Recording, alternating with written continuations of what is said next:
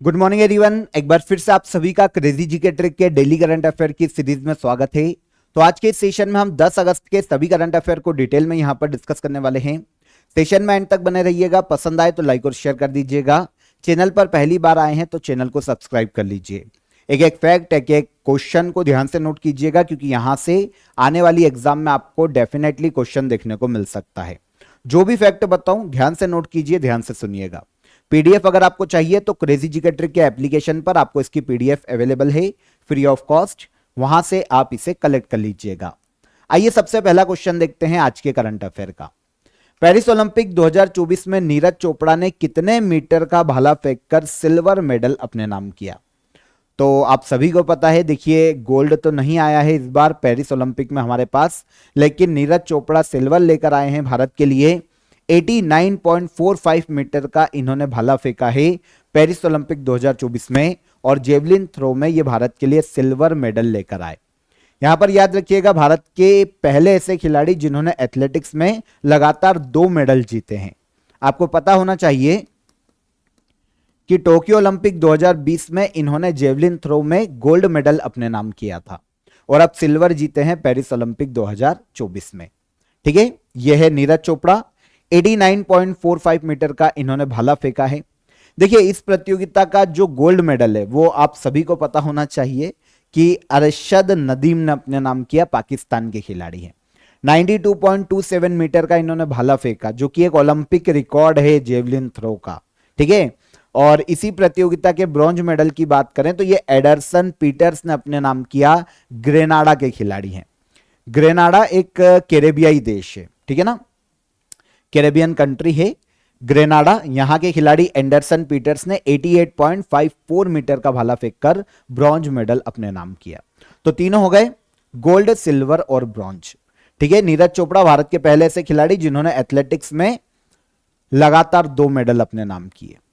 देखिए Paris Olympic में कल हमने हॉकी में जो ब्रॉन्ज आया था, कैजुअली उसकी बात तो कर ली थी, पर उसकी डिटेल की यहां पर हम बात कर लेते हैं। इंडियन हॉकी टीम ने स्पेन को 2-1 से हराकर हॉकी में ब्रॉन्ज मेडल अपने नाम किया था। ओके, किसको हराया? स्पेन को। ब्रॉन्ज मेडल जीते हैं। 2020 के टोक्यो ओलंपिक में भी हम ब्रॉन्ज मेडल लेकर आए थे। हॉकी टीम, जो पुरुष हॉकी टीम है, उन्होंने जीत लिया ब्रॉन्ज। इस प्रतियोगिता का गोल्ड मेडल नीदरलैंड ने अपने नाम किया, और सिल्वर जीता है जर्मनी ने। डन। अब आते हैं वापस नीरज चोपड़ा पर, जो कि सिल्वर लेकर आए हैं जेवलिन थ्रो में। तो नीरज चोपड़ा हरियाणा से है, ठीक है ना। इन्हें खेलों में इनके योगदान के लिए अर्जुन अवार्ड दिया जा चुका है 2018 में।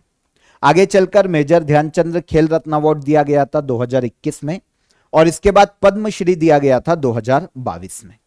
सारे फैक्ट याद रखिएगा, शुरू में ही मैंने आपको बोला सारे इंपॉर्टेंट है। अगला क्वेश्चन, 9 अगस्त 2024 को किस ऐतिहासिक घटना का शताब्दी महोत्सव यूपी में मनाया गया?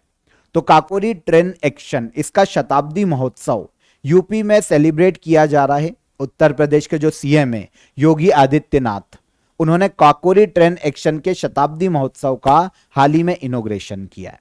ठीक है ना, 1 साल तक ये यूपी में चलेगा। देखिए यहां पर काकोरी ट्रेन एक्शन की बात करें तो आप सभी को पता होना चाहिए कि 9 अगस्त 1925 को लखनऊ के पास काकोरी गांव में जो हमारे क्रांतिकारी थे, उन्होंने एक ट्रेन से पैसा लूटा था ताकि जो स्वतंत्रता आंदोलन है उसको आगे बढ़ाया जा सके। तो इसे ही नाम दिया गया था काकोरी कांड। लेकिन आगे चलकर 2023 में इसका नाम बदलकर काकोरी ट्रेन एक्शन किया गया। कौन कौन शामिल थे? तो काफी सारे क्रांतिकारी थे, 10 क्रांतिकारी यहां पर शामिल थे काकोरी ट्रेन एक्शन में, काकोरी कांड में। जैसे राम प्रसाद बिस्मिल इंपॉर्टेंट है, अशफाक उल्ला खां, राजेंद्र लाहिड़ी, केशव चक्रवर्ती, मुकुंदी लाल, बनवारी लाल, ऐसे 10 क्रांतिकारी शामिल है, रोशन सिंह। ठीक है ना। आगे चलकर 3 फ्रीडम फाइटर को यहां पर फांसी की सजा दी गई थी काकोरी केस में। कौन कौन? राम प्रसाद बिस्मिल, अशफाक उल्ला खां और रोशन सिंह। 19 दिसंबर 1927 को काकोरी रॉबरी के कारण इन्हें फांसी की सजा दी गई थी। ओके, तो ये काकोरी शताब्दी महोत्सव, काकोरी ट्रेन एक्शन का शताब्दी महोत्सव यूपी में इनॉग्रेशन किया है योगी आदित्यनाथ ने। देखिए हमारा फोकस क्वेश्चन है, यहां पर हम थोड़ा सा ऐतिहासिक घटनाओं को देख लेते हैं जो कि एग्जाम में पूछी जा सकती है। ध्यान से देखिएगा, बंगाल का विभाजन 16 अक्टूबर 1905 को हुआ था। मुस्लिम लीग का गठन हुआ था 30 दिसंबर 1906। गांधी जी की भारत वापसी हुई थी 9 जनवरी 1915 इतिहास में, है ना। प्रवासी भारतीय दिवस मनाया जाता है 9 जनवरी को। चंपारण सत्याग्रह 10 अप्रैल 1917 को हुआ था। रॉलेट एक्ट 10 मार्च 1919 में पारित हुआ था। Jallianwala Bagh very very important 13 अप्रैल 1919। गांधी जी का असहयोग आंदोलन 1 अगस्त 1920 में हुआ था। नेहरू रिपोर्ट आई थी 28 जनवरी 1928 को। गांधी इरविन समझौता हुआ था 5 मार्च 1931 को। क्विट इंडिया मूवमेंट या फिर भारत छोड़ो आंदोलन 8 अगस्त 1942। और भारतीय संविधान सभा का गठन कब हुआ था इतिहास में? 9 दिसंबर 1946। तो ये सारी इंपॉर्टेंट कुछ डेट्स हैं हिस्टोरिकल, जो कि आपसे एग्जाम में पूछी जा सकती है हिस्ट्री के पॉइंट ऑफ व्यू से। तो आप एक बार इनको देख लीजिएगा, याद रखिएगा। ओके, आगे बढ़ने से पहले आप सभी को अपडेट देता हूं। देखिए, आज ऑफर ऑफ द डे नहीं है, बल्कि 78th इंडिपेंडेंस डे के लिए आप सभी के लिए सेल आ गई है क्रेजी जीके ट्रिक और रूट एप्लीकेशन पर। जितने भी कोर्सेस है, देखिए ऑफर कूपन कोड लगाने में काफी प्रॉब्लम आता है स्टूडेंट्स को, तो सारे कोर्सेस आपको बहुत ही नॉमिनल चार्जेस में रूट एप्लीकेशन और क्रेजी जीके ट्रिक एप्लीकेशन पर अवेलेबल है। कोई भी इंडिविजुअल कोर्स आप वनडे एग्जाम के लिए 1 to 4 124 रुपए में यहां पर परचेस कर सकते हैं। सारे कोर्सेस की आपको जो एक्चुअल प्राइस है उससे काफी कम प्राइस में रूट एप्लीकेशन और क्रेजी जीके ट्रिक एप्लीकेशन पर अवेलेबल है सारे कोर्सेस ऑल ओवर। ठीक है, जो बड़े कोर्सेस है वहां पर आप कूपन कोड का यूज कर सकते हैं, फ्रीडम, ये आपका कूपन कोड है, इसको आप यूज करिए। 1 हफ्ते तक आपके लिए सेल है, तो आराम से आप देख लीजिएगा। आप जिस भी लैंग्वेज में प्रिपरेशन करते हैं तो एक बार ध्यान से देख लीजिएगा, इंग्लिश के लिए है, हिंदी मीडियम के लिए है, तो उसके बाद ही आप परचेस कीजिएगा। और अगर कोई भी डाउट आता है तो आप नीचे हेल्पलाइन नंबर पर भी हमारा जो सपोर्टिंग स्टाफ है उनसे कंसल्ट आप कर सकते हैं और उसके बाद आप कुछ भी अवेल कर सकते हैं। तो फायदा उठाइए इंडिपेंडेंस डे सेल का, काफी नॉमिनल चार्जेस हैं आप सभी के लिए। एक बार आप विजिट कीजिए रूट एप्लीकेशन और क्रेजी जीके ट्रिक एप्लीकेशन पर, आपको वहां पर पता चल जाएगा और काफी सारी चीजें आपके एग्जाम के पॉइंट ऑफ व्यू से आपको बहुत ही हेल्प कर सकती है। ठीक है, चलिए अगला क्वेश्चन देखें। भारत के किस राज्य में वायरस अमीबिक मेनिंगो एन्सेफ्लाइटिस मिला है? थोड़ा सा नाम बड़ा है, ध्यान से पढ़ना। अमीबिक मेनिंगो एन्सेफ्लाइटिस ये एक वायरस है जो कि मिला है हाल ही में केरल में। कहां पर? केरल में। केरल में जनवरी से इस वायरस का काफी आतंक है। ब्रेन से संबंधित बीमारी को यह जन्म देता है। ब्रेन के दौरे, जो मस्तिष्क के दौरे पड़ते उसके लिए जिम्मेदार है। ठीक है, तो केरल में ब्रेन पर असर डालने वाले एक नए वायरस की हाल ही में पहचान की गई है। अमीबिक मेनिंगो एन्सेफ्लाइटिस इसे नाम दिया गया है। ठीक है, जनवरी से अब तक इस वायरस के 15 मामले सामने आए और 5 मरीजों की मृत्यु हो चुकी है। मतलब 33% मृत्यु दर दर्ज की गई है केरल में। 2016 में वैसे केरल में यह पहला मामला आया था, लेकिन अब इसका जो वायरस है उसकी पहचान की गई। नॉर्मली क्या होता है? फीवर आता है, हेडक होता है, वॉमिटिंग होती है जो भी पेशेंट है उसे, और फिर मस्तिष्क के दौरे पड़ते हैं और फाइनली उसकी डेथ हो जाती है अगर उसको इलाज न दिया जाए तो ये पर्टिकुलर वायरस कहां हाल ही में खोजा गया? केरल में। हाल ही में किस राज्य में कंदिल पुष्प पौधे की प्रजाति सेरोपेगिया शिवरायना की खोज की गई है? देखिए, शिवाजी राव, जो छत्रपति शिवाजी राव है उनके नाम पर देखिए सेरोपेगिया शिवरायना इसे नाम दिया गया है। महाराष्ट्र में इसकी खोज की गई है। Answer C. कंदिल पुष्प का पौधा है, एक प्रकार का फूलदार पौधा है जिसकी प्रजाति की यह खोज की गई है। ठीक है, मराठा शासक रहे, भारतीय और हिंदुओं के गौरव छत्रपति शिवाजी महाराज। ठीक है, इनके नाम पर सेरोपेगिया शिवरायना इस पौधे को नाम दिया गया है। ठीक है, कहां खोजी गई? महाराष्ट्र के कोल्हापुर जिले में। भारतीय ओलंपिक संघ ने पेरिस ओलंपिक में समापन समारोह में भारतीय दल का संयुक्त ध्वजवाहक किसे घोषित किया? तो क्लोजिंग सेरेमनी में पेरिस ओलंपिक में आपको पता है मनु भाकर, भारत की फ्लैग बैरियर पहले ही घोषित की जा चुकी थी, लेकिन अब इनके साथ नाम जोड़ा गया है PR श्रीजेश का। जानते कौन है? भारतीय हॉकी टीम के गोलकीपर PR श्रीजेश। अब मनु भाकर और PR श्रीजेश ये दोनों ही भारतीय जो फ्लैग बेरियर रहेंगे क्लोजिंग सेरेमनी में, पेरिस ओलंपिक में कौन रहेंगे? मनु भाकर और पीआर श्रीजेश, फ्लैग बेरियर। आपको पता है पीआर श्रीजेश ने इसी साल संन्यास की भी घोषणा की है कि भैया अब मैं संन्यास ले लूंगा पेरिस ओलंपिक के बाद, तो ये घोषित कर चुके थे। अब इन्हें फ्लैग बेरियर बनाया गया है मनु भाकर के साथ संयुक्त रूप से क्लोजिंग सेरेमनी में पेरिस ओलंपिक में। ठीक है, तो यहां पर आई होप आपको सारे जो इंफॉर्मेशन है वो मिल गई होगी। पीआर श्रीजेश हॉकी खिलाड़ी है, हॉकी में भारत के फ्लैग बेरियर बनेंगे क्लोजिंग सेरेमनी में। इन देखिए ये 2020 में जब हम हॉकी में ब्रॉन्ज जीते थे तब भी ये भारतीय हॉकी टीम का हिस्सा थे, और 2024 में भी हम ब्रॉन्ज लाएं तो ये गोलकीपर हैं पीआर श्रीजेश। नोबेल पुरस्कार विजेता सुंग दाओ ली का निधन हो गया। सुंग दाओ ली को किस क्षेत्र में नोबेल पुरस्कार प्रदान किया गया था? तो सुंग दाओ ली की बात करें, जिनका हाल ही में निधन हुआ है, इन्हें फिजिक्स के क्षेत्र में नोबेल दिया जा चुका है। आंसर भी। अब आप बोलेंगे किस देश के? तो ये चाइनीज अमेरिकन एक भौतिक वैज्ञानिक है, भारतीय मूल के हैं लेकिन चाइनीज मूल के हैं लेकिन अमेरिकी वैज्ञानिक है, वर्तमान में भौतिकी वैज्ञानिक है। सुंग दाओ ली 97 वर्ष की आयु में इनका यूएसए में निधन हो गया। 1957 में फिजिक्स में इनके योगदान के लिए इन्हें नोबेल प्राइज दिया जा चुका है फिजिक्स का।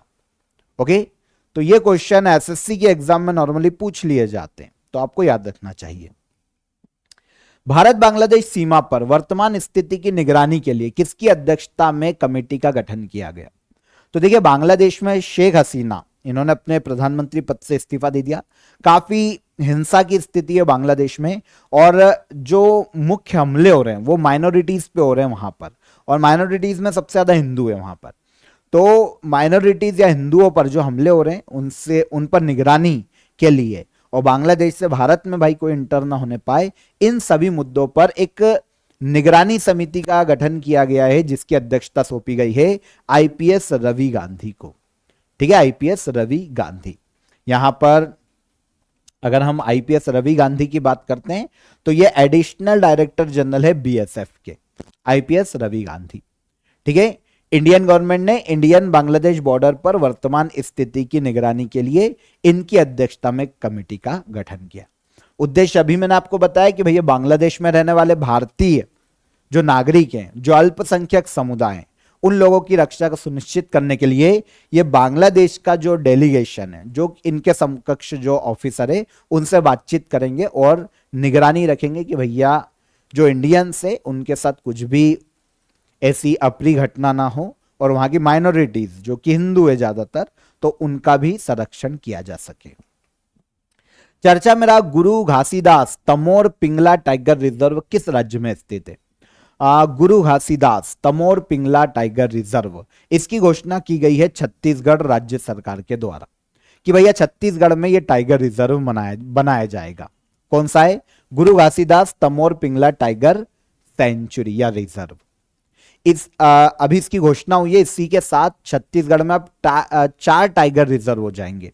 पहला उदंती सीता नदी tiger reserve, Achanakmar tiger reserve, Indravati tiger reserve. 3 तो पहले से ही है, अब चौथा बनेगा गुरु घासीराम तमोर पिंगला टाइगर रिजर्व।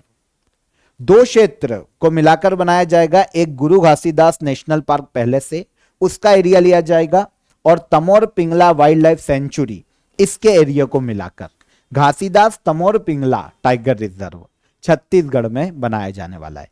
छत्तीसगढ़ का चौथा टाइगर रिजर्व। ठीक है, आगे किस राज्य द्वारा वैनगंगा नलगंगा नदी जोड़ो परियोजना को मंजूरी प्रदान की गई? तो वैनगंगा नलगंगा नदी जोड़ो परियोजना को हाल ही में मंजूरी प्रदान की गई है महाराष्ट्र राज्य में। कहां पर? महाराष्ट्र। आंसर हो जाएगा यहां पर आंसर बी। देखिए महाराष्ट्र राज्य सरकार द्वारा वैनगंगा नलगंगा, ठीक है, नदी जोड़ो प्रोजेक्ट को मंजूरी दी गई। इस नदी जोड़ो प्रोजेक्ट के तहत देखिए विदर्भ रीजन का जो क्षेत्र है महाराष्ट्र में, विदर्भ के जो 6 जिले हैं वहां पर 3.7 लाख हेक्टेयर कृषि भूमि पर सिंचाई की जा सकेगी। ठीक है, इस प्रोजेक्ट के तहत भंडारा जिला जो कि महाराष्ट्र में, इसका एक गोसी खुर्द बांध है। ठीक है, इससे बुल्डाना जिले के नलगंगा डैम को नहर के माध्यम से जोड़ा जाएगा। बीच में जितना भी एरिया है ऑलमोस्ट 3.7 लाख हेक्टेयर का, वहां पर सिंचाई की जा सकेगी। पूरी ऑल ओवर कॉस्ट देखें तो ये 87,342 करोड़ रुपए का प्रोजेक्ट है। ठीक है, एक लिंक नहर जो बनाई जाएगी वो ऑलमोस्ट 426 किलोमीटर लंबी होने वाली है। ओके, महाराष्ट्र में। योजना का नाम क्या है? वेनगंगा नलगंगा नदी जोड़ो प्रोजेक्ट। महाराष्ट्र में इसको मंजूरी दी गई है, अब इस पर काम शुरू होगा। लास्ट क्वेश्चन, निम्नलिखित में से किसे हॉकी इंडिया ने जूनियर पुरुष हॉकी टीम का मुख्य कोच नियुक्त किया है? तो वही पीआर श्रीजेश है ना, भारतीय पेरिस ओलंपिक में भारतीय हॉकी टीम के गोलकीपर। इन्हें हाल ही में हॉकी इंडिया ने जूनियर पुरुष हॉकी टीम का मुख्य कोच घोषित किया है, पीआर श्रीजेश, क्योंकि संन्यास तो लेने ही वाले, तो अब ये मुख्य कोच रहेंगे। ठीक है ना, तो हॉकी इंडिया ने खिलाड़ी पीआर श्रीजेश को जूनियर मेंस हॉकी टीम का मुख्य कोच घोषित किया है। ये मैं आपको बता ही चुका हूं कि भैया टोक्यो ओलंपिक और पेरिस ओलंपिक में ये भारतीय हॉकी टीम का हिस्सा थे जिन्होंने ब्रॉन्ज अपने नाम किया। पीआर श्रीजेश क्या बने हैं? जूनियर मेंस हॉकी टीम के मुख्य कोच। डन। पीआर श्रीजेश के बारे में कैजुअल हमको इंफॉर्मेशन पता होना चाहिए, जैसे कि भारत के ओडिशा राज्य से बिलोंग करते हैं। पद्मश्री दिया जा चुका है खेलों में इनके योगदान के कारण 2017 में। 2021 में खेल रत्न अवार्ड दिया गया था और 2022 में world games athletics of the year 2021 घोषित किए जा चुके हैं। ठीक है, world games world games athlete of the year 2021 ये घोषणा की गई थी 2022 में। पीआर श्रीजेश। ओके, तो यहां पर 10 अगस्त के सभी करंट अफेयर को हमने डिटेल में समझा, एक एक फैक्ट की हमने बात की। अब हम आते हैं लास्ट डे के रिवीजन पर। हम एमसीक्यूज फॉर्म में फटाफट आंसर ले लेंगे क्योंकि कल हम डिस्कस कर चुके हैं। निम्नलिखित में से किसे पहले विज्ञान रत्न पुरस्कार से सम्मानित किया गया? तो कौन है ये? गोविंदराजन पद्मनाभन। सेकेंड, 8 अगस्त 2024 को किस राज्य के पूर्व मुख्यमंत्री बुद्धदेव भट्टाचार्य का निधन हो गया? तो पश्चिम बंगाल के फॉर्मर सीएम। ठीक है। 15 अगस्त को किस रॉकेट से भारतीय अंतरिक्ष अनुसंधान संगठन इसरो ने EOS 8 सैटेलाइट लॉन्च करेगा? तो यह है SSLV-D3 रॉकेट।